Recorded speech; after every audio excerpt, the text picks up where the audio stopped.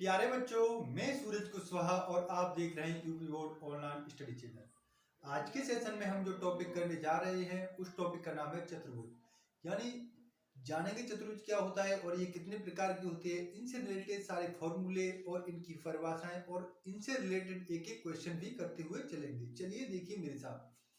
सबसे पहले जानेंगे हम चतुर्भुज। यानी क्या जानेंगे, चतुर्भुज क्या होता है। आप साधारण शब्दों में समझिए कि चार भुजाओं से घिरी घिरी हुई आकृति को क्या कहते हैं, चतुर्भुज कहते हैं। या फिर चतुर्भुज चार भुजाओं वाला एक ऐसा बहुभुज होता है जिसमें चार भुजाएं होती हैं। बहुभुज किसे कहते हैं? बहुभुज जिसमें दो से ज्यादा भुजा होती हैं उस आकृति को क्या कहते हैं, बहुभुज कहते हैं। देखिए चतुर्भुज। चतुर्भुज एक चार भुजाओं वाला बहुभुज होता है जिसमें चार कोण होते हैं। चतुर्भुज कई प्रकार के होते हैं। चतुर्भुज के सभी कोणों का योग क्या होता है, 360 डिग्री होता है। यानी चतुर्भुज एक ऐसा बहुभुज होता है जिसमें चार भुजाएं होती हैं और चार कोण होते हैं और सभी कोणों का योग क्या होता है, एक 360 डिग्री होता है। नेक्स्ट देखते हैं साधारण भाषा में चतुर्भुज की परिभाषा। आप इस वाली डेफिनेशन को याद रखें। चतुर्भुज की डेफिनेशन ये क्या है, चतुर्भुज चार भुजाओं के द्वारा घेरी गई बंद आकृति होती है। यानी चार भुजाओं के द्वारा घेरी गई बंद आकृति को क्या कहते हैं, चतुर्भुज कहते हैं। नेक्स्ट देखिए चतुर्भुज के प्रकार। अब देखते हैं चतुर्भुज के प्रकार। चतुर्भुज कितने प्रकार के होते हैं? चतुर्भुज मुख्यतः 5 प्रकार के होते हैं। कौन कौन से? वर्ग भी एक चतुर्भुज है, आयत भी एक चतुर्भुज है, समांतर चतुर्भुज, समलंब चतुर्भुज और सम चतुर्भुज। चतुर्भुज कितने प्रकार के होते हैं? 5 प्रकार के होते हैं। देखिए कौन कौन से होती हैं चतुर्भुज, कितने प्रकार के होते हैं? मुख्यतः 5 प्रकार के होते हैं। नंबर 1 आयत, नंबर 2 वर्ग, नंबर 3 समांतर चतुर्भुज, नंबर 4 सम चतुर्भुज, नंबर 5 समलंब चतुर्भुज। अब जानते हैं इन सभी को एक एक करके अच्छी तरीके से। जानते हैं क्या आयत? आयत क्या होता है? आयत चार भुजाओं से घिरी हुई आकृति को चतुर्भुज कहते हैं। और आयत किसे कहते हैं? एक ऐसा चतुर्भुज जिसकी आमने सामने की भुजाएं बराबर एवं समांतर होती हैं और प्रत्येक कोण समकोण यानी 90 डिग्री का होता है और इसमें दो विकर्ण होते हैं, वो भी समान लंबाई के होते हैं। देखिए यही लिखा है कि आयत एक चार भुजाओं वाली समतल आकृति होती है। प्रत्येक कोण समकोण यानी 90 डिग्री का होता है और आमने सामने की भुजाएं समांतर एवं बराबर यानी समान होती हैं। आयत के दो विकर्ण होते हैं जो समान लंबाई के होते हैं तथा एक दूसरे को समद्विभाजित करते हैं। ये क्या होती है? ये होती है इसकी चौड़ाई और ये होती है इसकी लंबाई। और इसे क्या बोलते हैं? इसे बोलते हैं विकर्ण। क्या बोलेंगे? विकर्ण।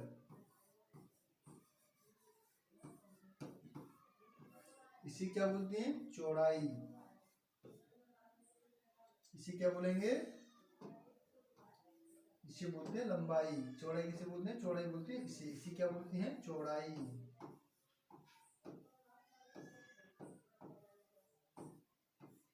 क्या बोलते हैं? चौड़ाई।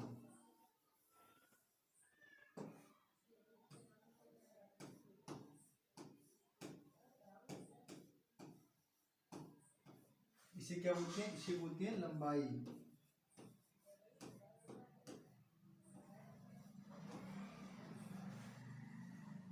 इन्हें किस किस से डिनोट करते हैं? विकर्ण को किससे डिनोट करते हैं? डी से डिनोट करते हैं, लंबाई को एल से और इसे बी से। अब जानते हैं इनके फॉर्मूले। इसके क्या जानेंगे? फॉर्मूले यानी आयत के फॉर्मूले। सबसे पहले जानेंगे आयत का क्षेत्रफल। इसे क्या बोलते हैं? इसे बोलते हैं एल, इसे बी और इसे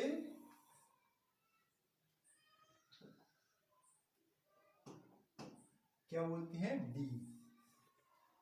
तो जानिए आयत का क्षेत्रफल क्या होता है। क्षेत्रफल को किससे लिखते हैं? ए से, जिसे बोलते हैं एरिया। आयत का क्षेत्रफल होता है लंबाई गुणा चौड़ाई। इसे शॉर्ट में क्या लिखते हैं? L into B.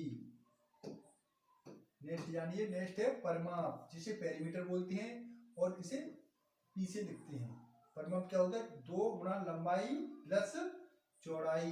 इसे कैसे लिखते हैं शॉर्ट में? P equal to 2L plus B।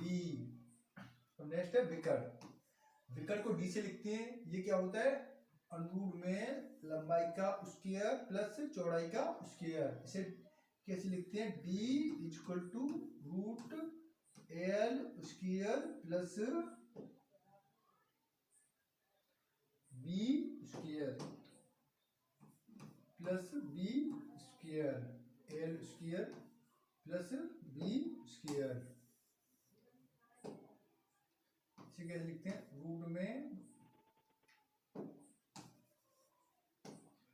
कैसे लिखते हैं? D equal to root L square plus B square. Next देखते हैं इससे रिलेटेड एक क्वेश्चन। क्वेश्चन क्या है? क्वेश्चन है, एक आयताकार मैदान का क्षेत्रफल 180 सेंटीमीटर स्क्वायर है, 180 सेंटीमीटर स्क्वायर है तथा चौड़ाई 15 सेंटीमीटर है, तो आयताकार मैदान की लंबाई और परिमाप ज्ञात करें। यानी क्या दिया है? क्षेत्रफल। क्षेत्रफल को इसे लिखते हैं। ये क्या दिया है? ये दिया है 180 सेंटीमीटर स्क्वायर और इसकी चौड़ाई कितनी दी है? चौड़ाई B, जिसे B से लिखते हैं। ये कितनी दी है? 15 सेंटीमीटर। अब इसके क्षेत्रफल का सूत्र क्या होता है? क्षेत्रफल का सूत्र होता है A equal to L into B से। यहाँ पे A की वैल्यू कितनी दी है? 180। लंबाई निकालनी है। B की वैल्यू कितनी दी है? ये 15। कितनी दी है? 15। कितनी दी है? 15। 15 से ये कितनी बार कट जाएगा? 12 बार। तो लंबाई कितनी आ गई? तो लंबाई आई 12। यही पूछा है। ये कितनी? ये क्या हो गई? लंबाई। अभी क्या निकालना है? इसका परिमाप। परिमाप का फॉर्मूला क्या होता है?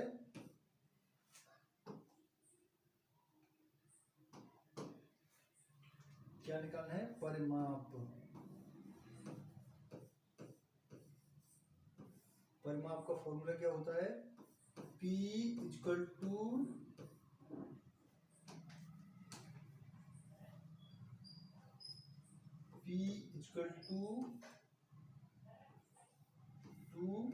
L plus B। तो P equal to 2L plus B क्या होता है? परिमाप का सूत्र होता है ये। तो क्या निकालना है? परिमाप 2। लंबाई कितनी है? लंबाई है 12। चौड़ाई कितनी है? 15। कितना होगा ये? 27 इंटू 2। कितना आया पेरीमीटर? 54 यानी 54 सेंटीमीटर। P इक्वल टू कितनी वैल्यू आई? 54।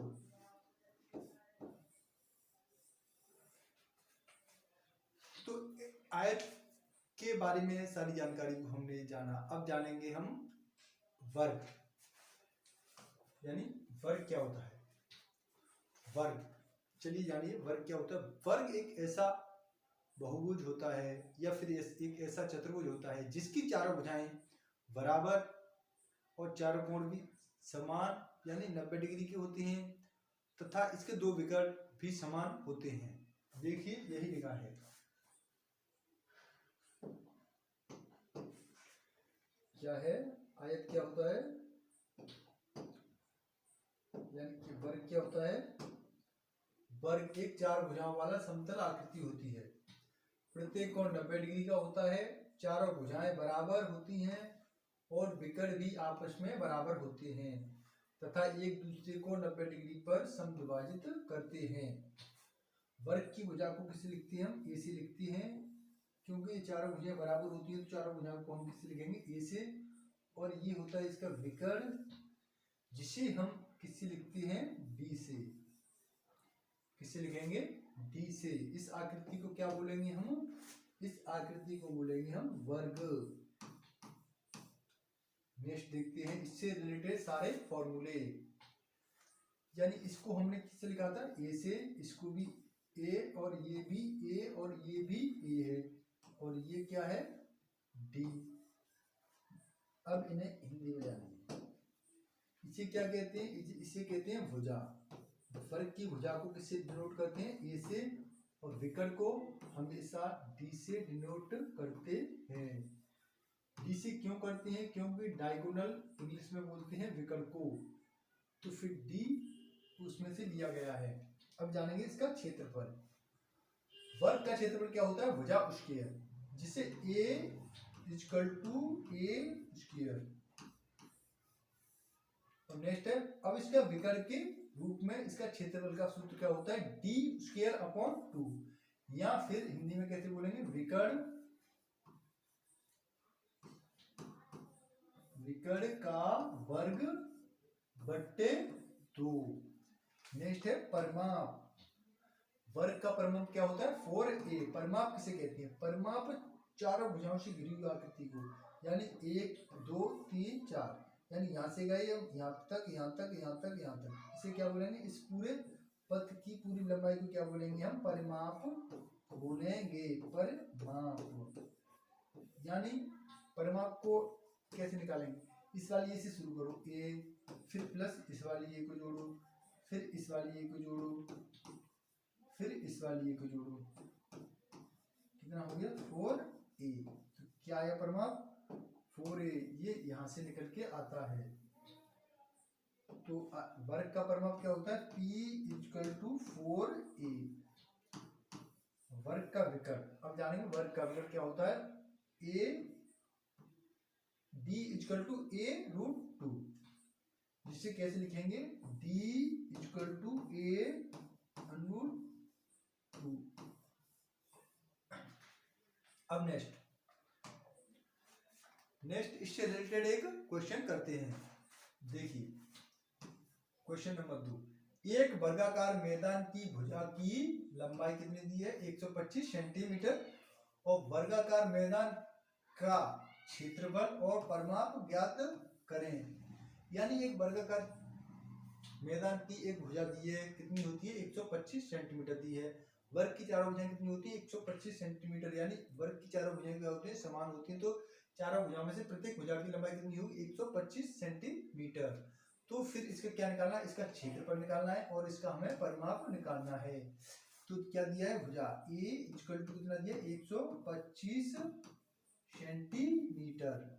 निकालना क्या है, निकालना है हमें ए और पी।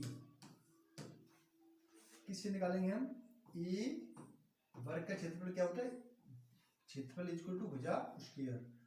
तो फिर क्षेत्रफल ए इक्वल टू 125 का वर्ग कितना होता है, 15,625। 15,625 क्या आया, ये यानी क्षेत्रफल कितना आ गया, इसका क्षेत्रफल आ गया 15,625।